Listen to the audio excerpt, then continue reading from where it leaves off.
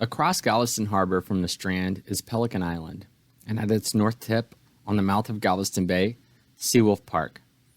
Historically, this pass provided access to the port of the coastal outpost of Galveston. Today, it provides access to the burgeoning port of Houston, among the busiest in the country.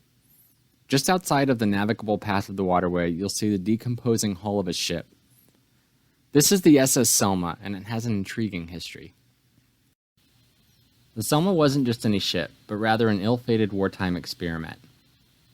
Faced with a shortage of steel during World War I, Woodrow Wilson commissioned experimental vessels to be constructed of reinforced lightweight concrete.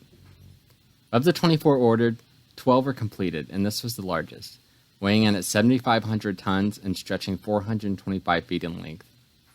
Although it was intended as a military support tanker, it never saw action. In fact, it never even left the Gulf of Mexico. World War I ended the day the Selma was launched from its assembly place in Mobile, and it was instead put to use as a civilian oil tanker. Even with its new purpose, the Selma's life was short. In 1920, just shy of the one-year anniversary of its initial launch, it ran aground on a jetty in Mexico. The damage was significant, ripping a 60-foot tear in the hull. Not yet declaring defeat, the ship was moved to a shipyard in Galveston Harbor, and over the next 2 years endured several attempts at repair.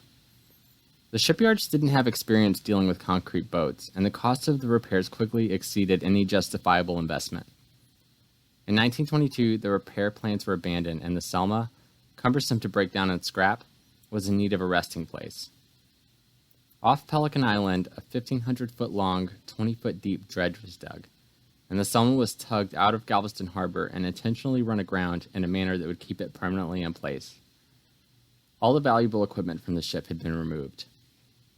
Although it was no longer of operational use, it still served as an important experiment in concrete marine design, and was left to crumble and rust under the eye of shipbuilders and the U.S. government.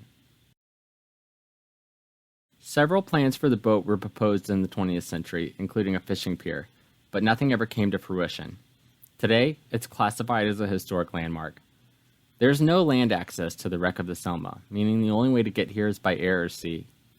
Seawolf Park is as close as you can get to it on public land. From here, it's barely distinguishable from the ships bound for the port of Houston.